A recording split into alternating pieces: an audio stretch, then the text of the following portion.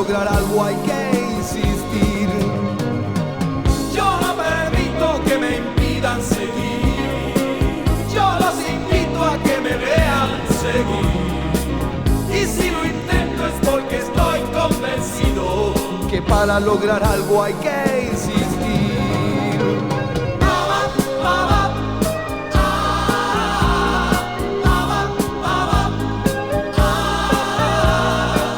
Yo no permito que me impidan seguir.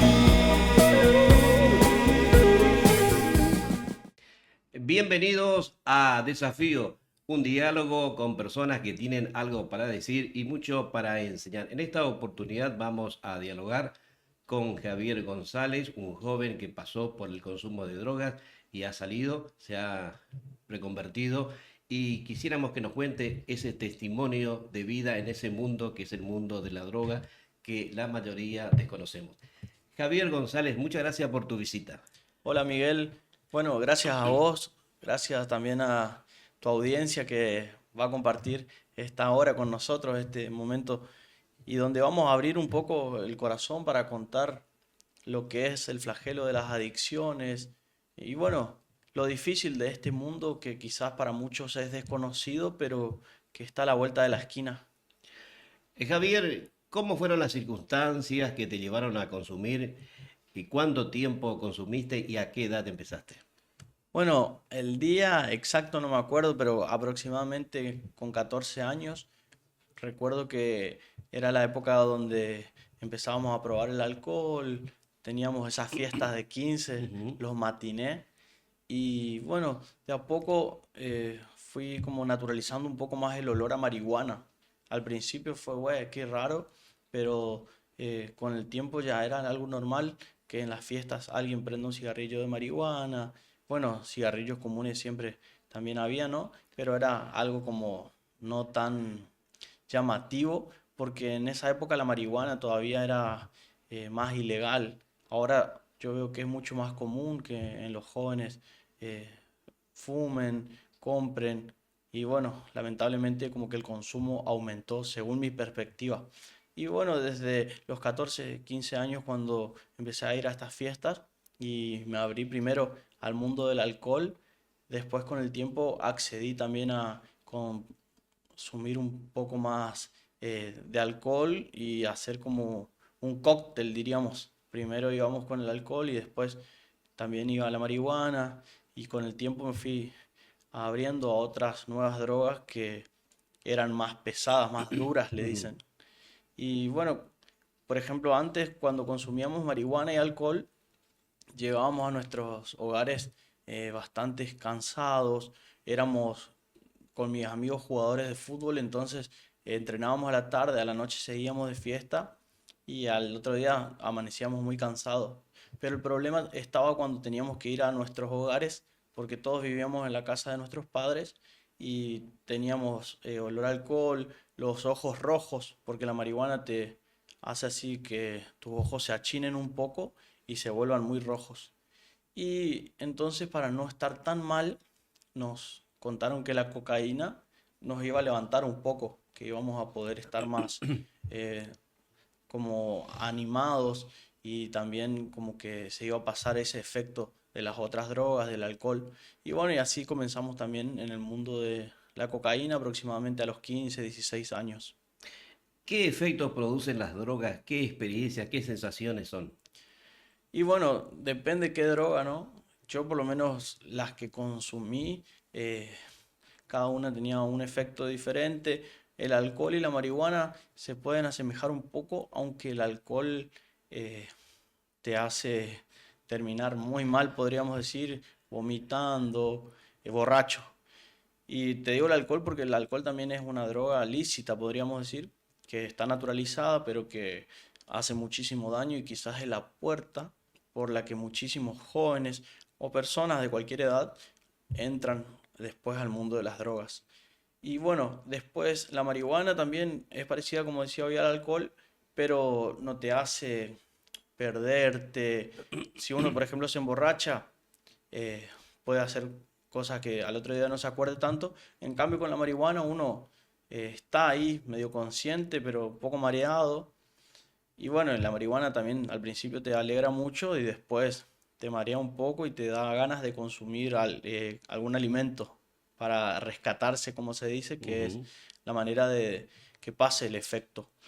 Y bueno, y la cocaína, como decía hoy, te ayuda a activar, a levantarte, te dilata las pupilas, uno está más, Hiperactivo. sí, mucho más hiperactivo. Esa es Ujú. la palabra. Como que tu corazón empieza a bombear más rápido, sentís como que estás más fuerte, como que te da una energía nueva. Ujú.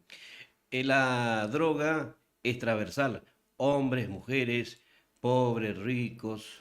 Sí, bueno, yo escuché por ahí que la droga no hace acepción de personas, como Jesús en la Ujú. iglesia. Sí. Escuché eso que la droga no tiene en cuenta si sos rico, si sos pobre, si sos viejo, si sos joven. Lamentablemente, cada vez hay personas con menor edad que entran al mundo de las drogas, digamos personas de 10, 11, 12 años que vemos muchas veces quizás en el basurero recolectando comida y te vas, hablas o pasás y algunas veces te das cuenta que están con algún estupefaciente Ujú. encima. Lamentablemente, porque tendríamos que estar ahí como sociedad o el Estado también acompañando, bueno, a estas infancias, adolescencias que están tan vulnerables.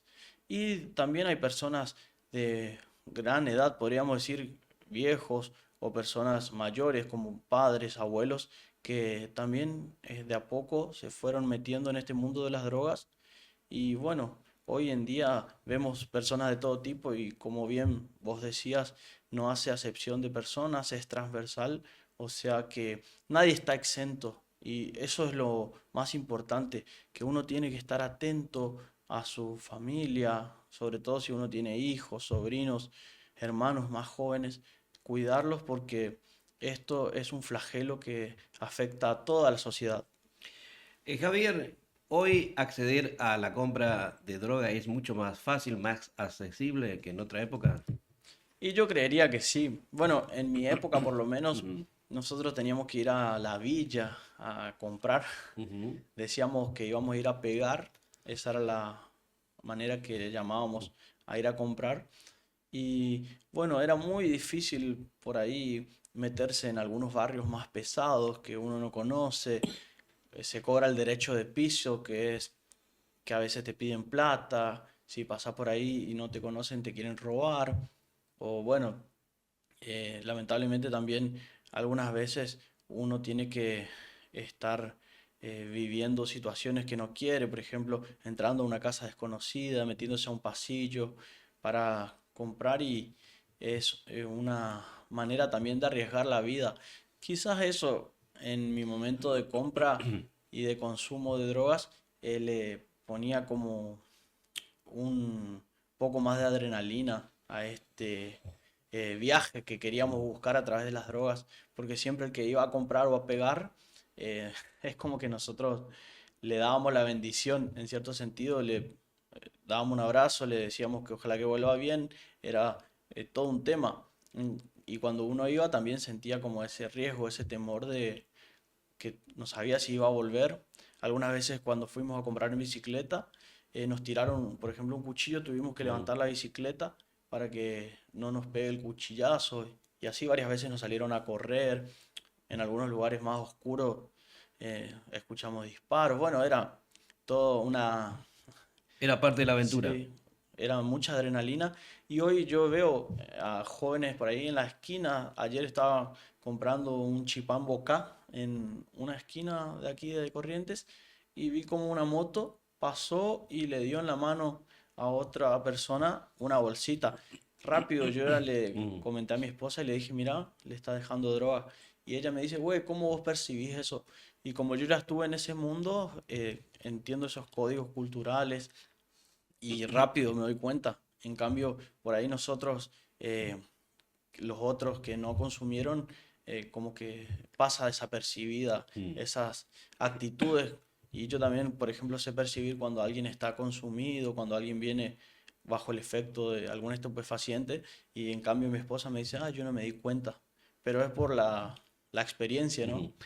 Javier, el adicto no solo se autodestruye, sino que también destruye a su familia, se aísla de los amigos y es como que se crea un gueto entre ustedes. Em, yo no sé cómo decirlo porque siento que uno no quiere aislarse, pero el mismo consumo te hace sentirte como un sapo de otro pozo. Ujú. Y cuando yo consumía también era mucho más difícil, como decía hoy, y como era tan mal visto, uno todo el tiempo tenía que estar escondido. Hoy, por ejemplo, es común para mí pasar por las calles y sentir olor a marihuana. Y antes uno se iba a una esquina, se iba a la playa, al parque, o buscaba un lugar aislado donde nadie sienta, donde nadie se dé cuenta. Ujú. En cambio, hoy yo veo que el que consume no tiene tanta vergüenza, no tiene ese problema que vivíamos nosotros. Pero sí, siento que en cierto sentido uno se aísla porque no con cualquiera se puede hablar de estos temas de drogas, no con cualquiera se puede hablar de la dificultad que tuvo para ir a comprar la droga, para ir a pegar, y es como que uno va generando un sentido de pertenencia con las personas de su mismo palo, se Ujú. diría, o de, que andan en su misma onda, en su mismo tema. Pero sí, eso también afecta mucho al que está en el consumo, de que se va corriendo hacia un costado y después él no sabe cómo salir y también, bueno, la familia quizás no sabe cómo ayudarle. Y no solo de droga, de estupefacientes. Hoy, actualmente, vivimos con esto de la tecnología, personas que están adictas al teléfono, al internet, por ejemplo, y se aíslan muchísimo y pasan más tiempo con una máquina que con sus familiares o con personas humanas, podríamos decir. Javier, vos tuviste un amigo que consumía y que se suicidó. Sí, un montón de mis amigos perdieron la vida por el consumo y yo creo que, como dicen por ahí, que el camino del adicto, lamentablemente, o termina o en la cárcel, o en el cementerio, o en Ujú. la clínica. Son las 3 C, como se dice. Y bueno, yo lo viví mucho. Muchos amigos míos terminaron presos, algunos por ahí los voy a visitar, otros terminaron muertos. Hace poco murió el año pasado un amigo en el invierno por estar durmiendo en el Parque Mitre. Él también estaba en el consumo. Bueno, después le echaron de su casa, terminó viviendo en la calle y murió de frío, de neumonía, ¿no? Pero obviamente el consumo le había afectado muchísimo. Y bueno, vi a varios amigos morirse y entre ellos estaba también hace 10 años en el consumo con nosotros un amigo que se llamaba Bruno, el jugador de fútbol, muy buen jugador. Y bueno, de a poco entró también en este mundo de las drogas y cuando nos dimos cuenta estábamos tan metidos que nuestros padres no sabían cómo ayudarnos y lo internaron. Al año y medio sale de la internación y vuelve a jugar con fuego, podríamos decir, a meterse en este ambiente de la droga y vuelve a consumir y cuando se da cuenta termina de nuevo en el consumo, con problemas en la familia y bueno, sus familiares le ofrecieron que se vaya de vuelta a internarse y él dijo que no quería saber más nada y como era menor, bueno, los padres vieron que cada vez iba empeorando su situación y le dijeron que lo iban a internar nuevamente. Y él, con miedo por esa situación, ya no quería volver a internarse. Imagínate un joven pasar un año y medio en una clínica no es seguramente nada fácil. Entonces, bueno, una noche salimos, nos escapamos y a la madrugada, cuando estaba saliendo el sol, nos dijo, vamos a mi casa, acompáñenme. Y nos llamó a Carlos y a mí, que éramos sus dos mejores amigos. Y bueno, fuimos hasta su departamento y ahí nos dijo, espérenme, vamos a tomar un café, siéntense acá en el living. Y ahí se fue, habló con sus padres y nosotros pensamos que después iban a salir los papás, que le íbamos a tener que explicar dónde fuimos, qué pasó. Pero no, pasó corriendo él y se tiró delante nuestro del balcón. Fue un hecho muy conocido aquí en Corrientes porque fue en la zona céntrica y bueno, que marcó nuestra vida para siempre. Ujú. Javier, ¿qué fue lo que te motivó salir de este mundo de las drogas? Bueno, una de las motivaciones fue la muerte de mi amigo. Em, Sin darme cuenta, yo también entré en una depresión después de su muerte. Ya no quería ir a jugar al fútbol. En esa época estábamos jugando en Boca Unidos y dejé de ir a las prácticas, dejé también de ir a la escuela. Y bueno, mi familia también pensó que la mejor manera de ayudarme, porque uno no sabe más cómo ayudarle a su hijo, a su ser querido, entonces recurre a un profesional y bueno, ahí me derivaron a una clínica y estuve internado. Y ahí una persona de la clínica me habló de Jesús, me dijo que con Dios se puede salir adelante. Yo había hecho entrar drogas porque, bueno, pensé que iba a tener un momento para consumir, pero no. Cuando me encuentro con esta persona y le cuento que tenía esa bolsa con marihuana, me dijo, Dios te liberó para que vos vivas en libertad, pero es una decisión tuya. Y bueno, ahí yo como que razoné y dije, ¿para qué estoy acá si no voy a dejar del todo? Porque yo pensaba que, bueno, todas las drogas que me hacían mal era la cocaína, las pastillas, el pegamento, el LSD, pero no la marihuana. Pensaba que esto era algo que no me hacía tanto daño. Y bueno, cuando hablo con esta persona, tomo conciencia de que todo esto estaba afectando mi vida y obviamente mi cuerpo, mi mente. Y ahí, bueno, decidí tirar esa marihuana en un inodoro y sentí como una liberación en mi corazón, como un nuevo tiempo. Y también comenzó un proceso nuevo en mi vida, que fue el de querer dejar de a poco el consumo. Y cuando me di cuenta, bueno, pasaron 10 años que estoy, gracias a Dios, en el camino, podríamos decir, de Dios, porque después me acerqué a la iglesia, conocí un grupo acá en Corrientes, en Jesús Misericordioso, que es una parroquia que queda en Cazadores Correntinos, Similán. Y ahí, bueno, me dieron herramientas para que pueda dejar el consumo y gracias a Dios, nuevamente digo, porque siento que fue una obra de Dios, porque yo había intentado con psicólogos, ya había tenido otras internaciones así más cortas, también había intentado de otras formas y nunca había podido, porque el adicto quiere salir, o sea, uno sabe que se está destruyendo, uno sabe que se está aislando, que se está perdiendo de momentos lindos con la familia, con los amigos, con la escuela, con la vida, ¿no? Pero bueno, uno intenta y vuelve a caer, vuelve a caer. Entonces, yo había intentado de muchas formas y cuando comencé a caminar en este camino de la iglesia, de Dios y de un grupo de personas que me dieron la mano, que me acompañaron, bueno, como que descubrí un nuevo camino y que la verdad me ayudó a volver a tener sentido en la vida, a encontrar un proyecto de vida y también a tener ganas de vivir, porque después de la muerte de mi amigo yo nunca más pensé que iba a poder salir adelante, nunca más pensé que iba a poder volver a ser feliz. Javier, sos un hombre de fe católica y estás trabajando en el Hogar de Cristo. ¿Qué es eso del Hogar de Cristo? Bueno, el Hogar de Cristo es una casa que se abrió ahora hace poco tiempo, el 24 de septiembre, el Día de la Virgen de la Merced. Ujú. Inauguramos el primer Hogar de Cristo aquí en Corrientes, en la calle General Urquiza y la esquina de Corinto. General Urquiza y Corinto. Y bueno, es atrás de la terminal de Corrientes y es un hogar donde uno puede ir a recuperarse, hacer una internación y bueno, ya hay más de 10 chicos internados.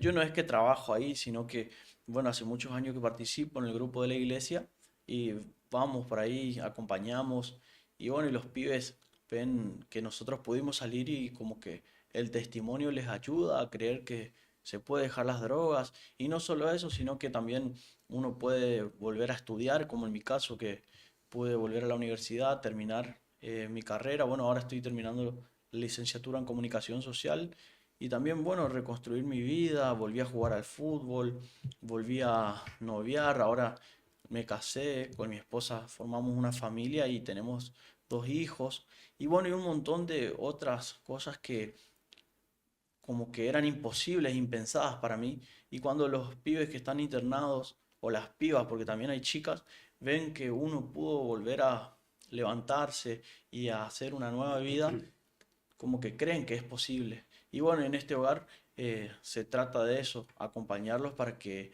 puedan también ellos hacer su proceso y comenzar una nueva etapa en su vida. El Papa Francisco dijo que el narcotráfico tiene complicidades de la política, la policía, la justicia y el poder económico. Son traficantes de muerte. Parece que esta batalla con los narcos y las drogas estamos perdiendo. Y bueno, si uno mira las estadísticas, sale a los barrios, se da cuenta de que ha crecido, que ha aumentado el consumo de droga, el narcomenudeo, bueno, hasta en los políticos parece que también uno no puede creer, por ejemplo, ahora Juan Grabois le hizo una denuncia a Luis Espert porque supuestamente fue financiado por un tal Machado, que es un narcotraficante que está, bueno, siendo investigado por la justicia estadounidense. Y uno ve cómo también en la política se metió esto de transar, como decimos, con los narcos y cómo se fue liberando también el terreno para que estas personas, estas bandas delictivas puedan ir tomando partido.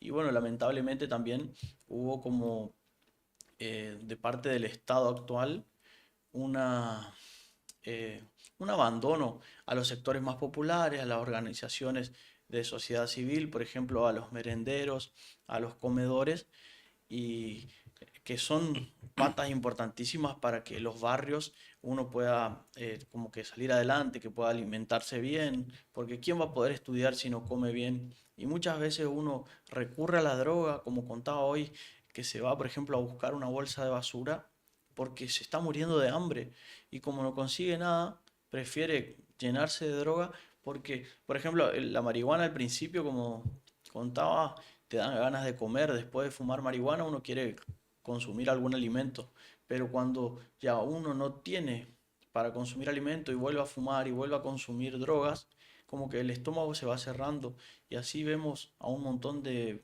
jóvenes, de personas que están desnutridas y bueno, que están bastante deterioradas. Entonces, no sé si decir que estamos perdiendo la batalla, pero bueno, lamentablemente la pandemia de la COVID-19 pasó y hoy vemos que la pandemia de las drogas fue creciendo y estamos intentando darle batalla y creo que es también un llamado a toda la sociedad, a vos que nos estás viendo, a acercarte, a donar tu tiempo. Quizás no tenés plata, pero bueno, se necesitan de manos, por ahí algún profesional de la salud que quiera eh, ayudar, todas las personas, todas las formas que puedan darnos unas manos, nos vendrá bien. Así que ahí en la parroquia Jesús Misericordioso, que quedan Cazadores Correntinos y Milán, uno puede ir y ver cómo puede colaborar con esto, porque como decía hoy, es un tema que nos toca a toda la sociedad. Javier González, después de haber pasado por el mundo de la droga, se casó, tiene hijos, está terminando una licenciatura, ha escrito un libro, es decir, que se puede. Y el testimonio de Javier es muy importante. Por eso quisiéramos que finalmente Javier brinde un mensaje a los jóvenes, a las familias y a la sociedad. Bueno, gracias Miguel por la oportunidad nuevamente y gracias a vos también por poner tu granito de arena en esta batalla, en esta gran oportunidad que tenemos de darle una mano a aquel que más sufre. Nuestro hogar, el hogar de Cristo, tiene como lema recibir la vida como viene. Es una frase del Papa Francisco y vos también que nos estás acompañando podés darle una mano a aquel que está caído, podés darle una mano a aquel que está perdido, porque como yo también estuve caído y perdido, alguien vino, me dio la mano y me ayudaron a levantarme. Y hoy puedo agradecer y después de 10 años de haber dejado el consumo, puedo decir que se puede, pero que necesitaba de esa mano, de esa palmada, de ese abrazo, que me digan vos podés. Y yo creo que hoy también podemos ser esos instrumentos para que otras personas que están tristes, que están desanimadas, que están caídas, se puedan levantar. Y bueno, creo que, como dijo el Papa Francisco, tenemos que solamente mirar para abajo a uno para levantarlo. No tenemos que creernos más o superiores porque no nos pasó, ya que lamentablemente esta, como decía hoy, pandemia del consumo, este flagelo de las drogas, nos puede afectar a todos y a la sociedad en sí ya le está afectando. Entonces es una oportunidad también para darle una batalla, acompañando a los que más sufren. Y bueno, un llamado de atención para vos también que tenés tu familia, tenés algún ser querido, cuidalo, decí lo que le querés, porque la droga es una forma de suicidio constante, pero hay muchas formas también de morirse día a día y hay muchas personas que se quieren quitar la vida y por eso caen en el consumo. Así que amale a aquel que le tenés cerca, dale un abrazo y decirle que puede, que se puede salir adelante. Porque bueno, en mi caso, yo después de la oscuridad pude ver la luz y creo que cualquier persona puede hacerlo. Así que ánimo. Javier González, muchas gracias por tu testimonio. Y finalmente quiero cerrar con las palabras del Papa Francisco, quien expresó: cada drogadicto lleva consigo una historia personal diferente que debe ser escuchada, comprendida, amada y en la medida de lo posible sanada y purificada. Siguen teniendo más que nunca una dignidad como personas, hijos de Dios. Todos tienen una dignidad. Yo no permito que me impidan seguir. Yo los invito a que me vean seguir. Y si lo intento es porque estoy convencido que para lograr algo hay que insistir. yo no permito que me impidan seguir. Yo los invito a que me vean seguir. Y si lo intento es porque estoy convencido Que para lograr algo hay que insistir.